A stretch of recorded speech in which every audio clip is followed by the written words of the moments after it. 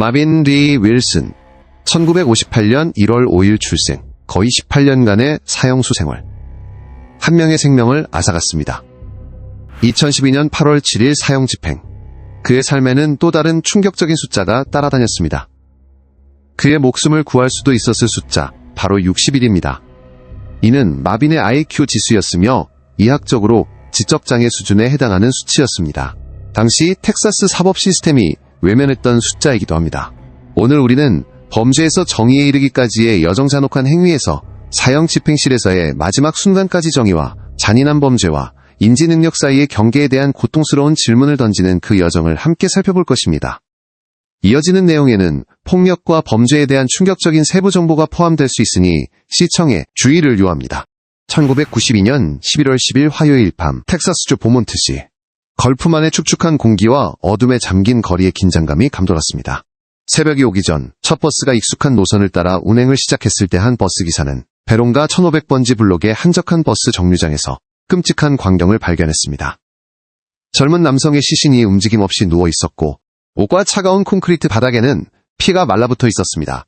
피해자는 이제 막 21세가 된 제리 로버트 윌리엄스로 확인되었습니다. 그는 잔인하게 총에 맞아 살해당했습니다. 경찰은 신속하게 현장을 통제했고 깜박이는 적색과 청색 경광등이 고요한 밤을 가르며 비극의 발생을 알렸습니다. 살인사건 소식은 빠르게 퍼져나가며 지역사회에 보이지 않는 공포를 심었습니다. 보먼트는 범죄가 낯선 도시는 아니었지만 공공장소에서 젊은 청년이 사망한 사건은 큰 충격을 주었습니다. 누가 이런 짓을 저질렀을까? 그리고 왜? 첫 번째 질문들이 제기되었고 수사관들은 해답을 찾아야 한다는 엄청난 압박감에 시달렸습니다.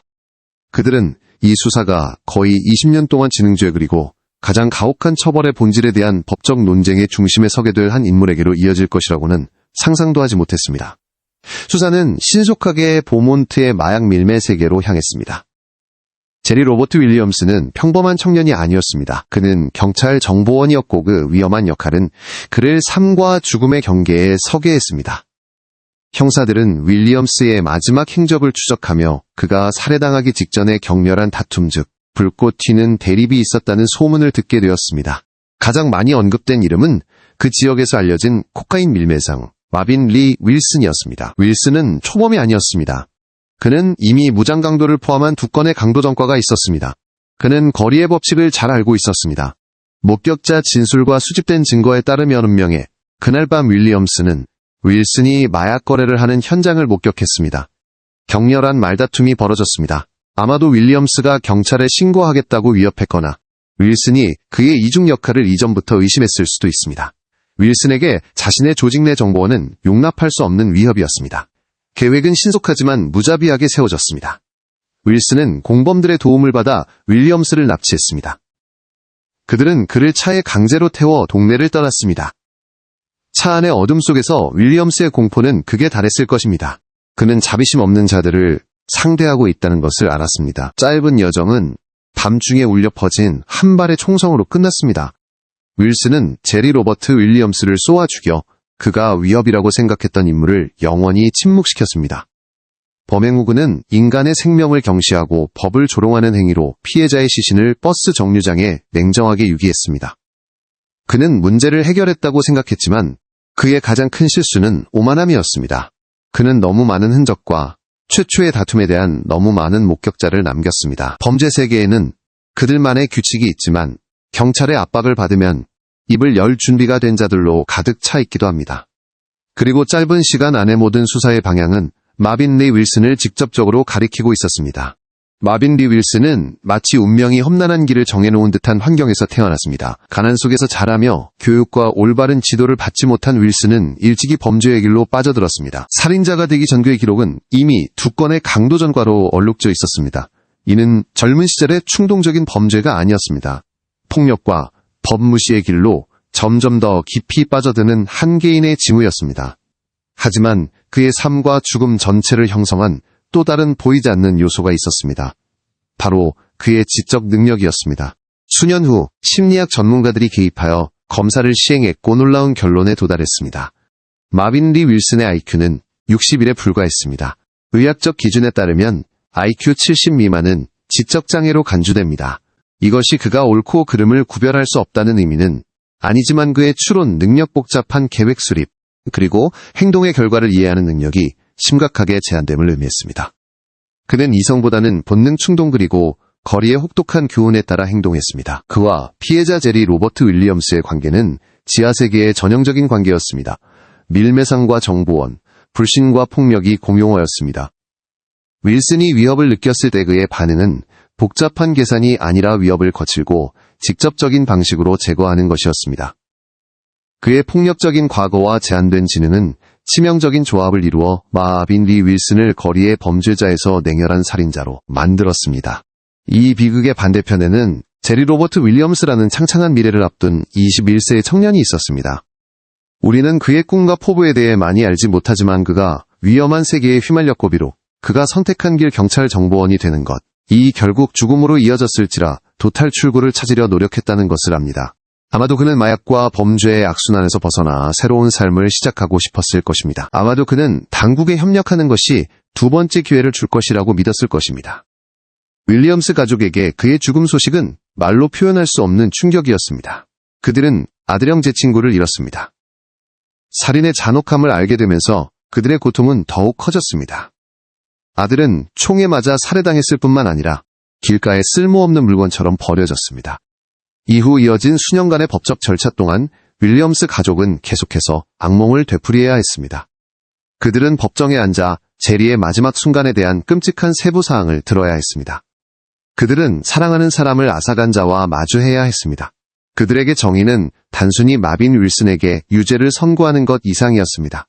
그것은 그가 저지른 범죄에 대한 대가를 치르게 하고 제리의 삶이 잊히지 않도록 하는 것이었습니다. 그들의 고통은 모든 살인사건 뒤에는 피해자와 가해자뿐만 아니라 결코 아물지 않을 상처를 입은 사랑하는 사람들의 공동체가 있다는 것을 상기시켜줍니다. 다툼과 피해자의 정보원 역할에 대한 목격자들의 증언으로 마빈 리 윌슨은 신속하게 제1용의자가 되었습니다. 체포영장이 발부되었습니다. 경찰관들은 윌슨의 거주지로 향했습니다. 체포는 극적인 상황 없이 이루어졌습니다. 윌슨은 아마도 인지 능력의 한계나 사법 시스템에 경험이 있는 자의 오만함 때문에 크게 당황하는 기색을 보이지 않았습니다. 그는 자신을 유죄로 만들 직접적인 증거가 충분하지 않다고 믿었을 수도 있습니다.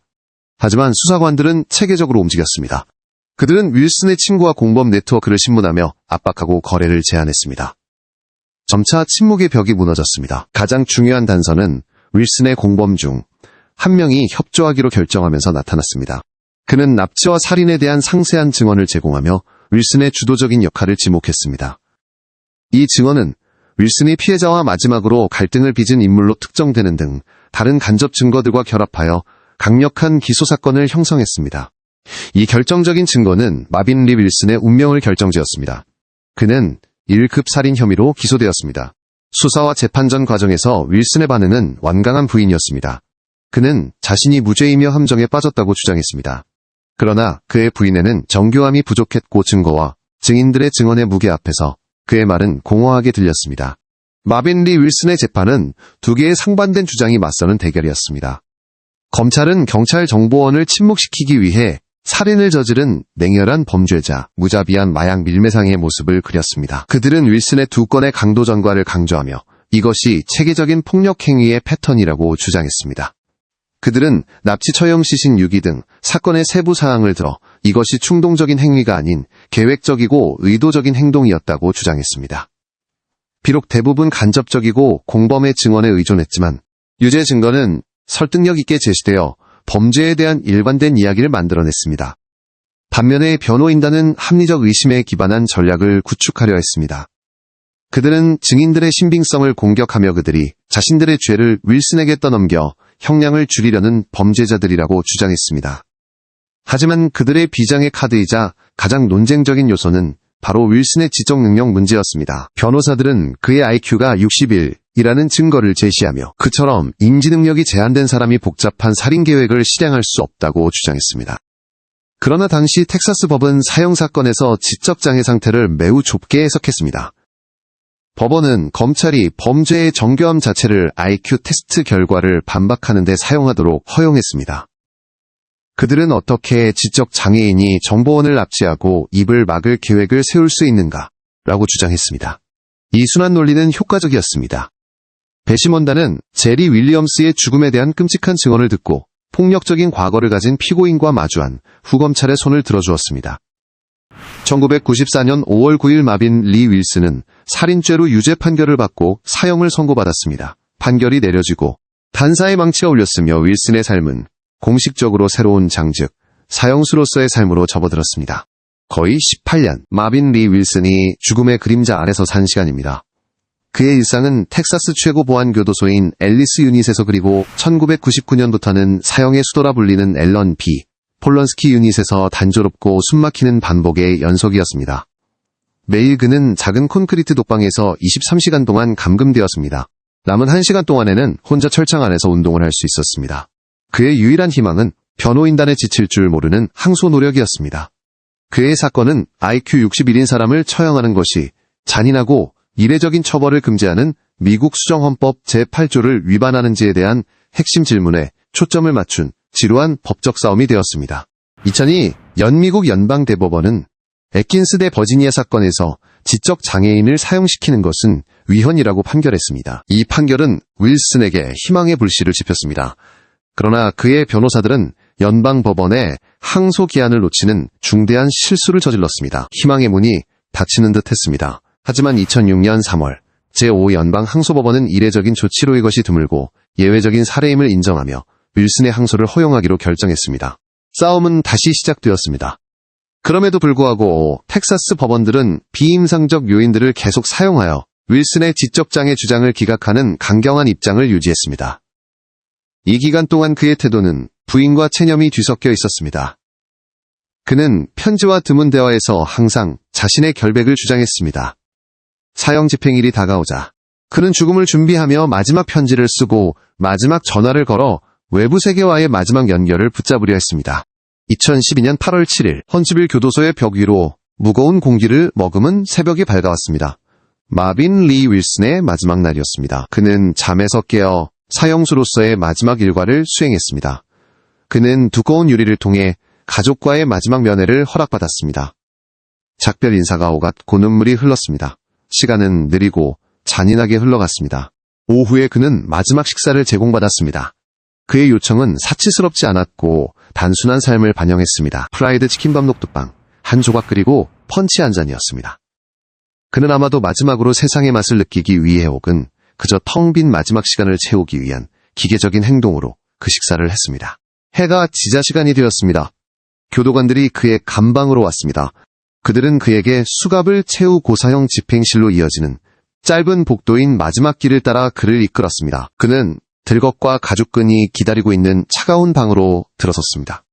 기자들, 정부 관계자들, 그리고 아마도 거의 20년을 이날을 기다려온 제리 윌리엄스의 유족들까지 증인들의 시선이 그에게 쏠렸습니다. 그는 교도관들의 도움을 받아 들것에 누웠고 가죽끈이 그의 팔다리 가슴 주위에 단단히 조여졌습니다. 의료진이 들어와 정맥을 찾고 그의 발에 바늘을 꽂았습니다. 바늘은 옆방에서 기다리는 사형 집행관에게 연결된 튜브와 이어졌습니다. 모든 준비가 끝나자 교도소장은 마빈 리 윌슨에게 마지막으로 할 말이 있는지 물었습니다. 그의 목소리는 스피커를 통해 분명하고 다소 도전적으로 울려 퍼졌습니다. You all do know that I am innocent. 그는 증인들을 똑바로 쳐다보며 말했습니다. 여러분 모두 제가 무죄라는 것을 아실 겁니다. 저는 저지르지 않은 범죄로 유죄 판결을 받았습니다. 저는 18년 동안 사형수로 지냈고 아무도 죽이지 않았습니다. 그의 말에는 후회가 없었고 마지막 숨을 거둘 때까지 결백을 주장할 뿐이었습니다. 그러고 나서 그의 목소리는 기도로 간청으로 바뀌었습니다. Take me home, Jesus. Take me home, Lord. Take me home, Lord. 저를 집으로 데려가 주소서 예수님. 저를 집으로 데려가 주소서 주님. 그것이 그의 마지막 말이었습니다. 사형 집행 명령이 내려졌습니다. 치명적인 화학, 약물 혼합물이 그의 정맥으로 흘러 들어가기 시작했습니다. 그의 몸이 가볍게 떨리고 눈이 감겼으며 인해 그는 움직이지 않았습니다. 현지 시간 오후 6시 27분, 첫 약물이 주입된 지 14분 후 마빈 리 윌슨은 사망 선고를 받았습니다. 텍사스주의 정의에 따르면 정의는 실현되었습니다.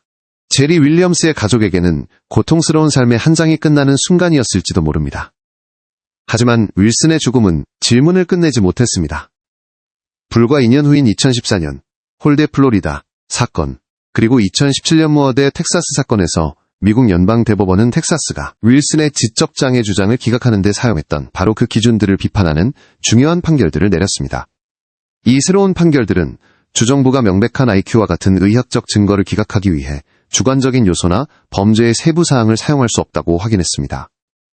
만약 마빈 리 윌슨이 오늘날의 기준으로 재판을 받았다면 그는 처형되지 않았을 가능성이 매우 높습니다. 그의 죽음은 정의와 실수의 경계가 때로는 불과 몇 년의 시간과 법원의 판결 하나로 갈리는 끊임없이 변화하는 사법 시스템에 대한 비극적인 상징으로 영원히 남을 것입니다. 제리 윌리엄스를 위한 정의는 실현되었지만 더 큰 질문은 여전히 남아있습니다. 과연 마빈 리 윌슨을 위한 정의는 진정으로 실현되었는가?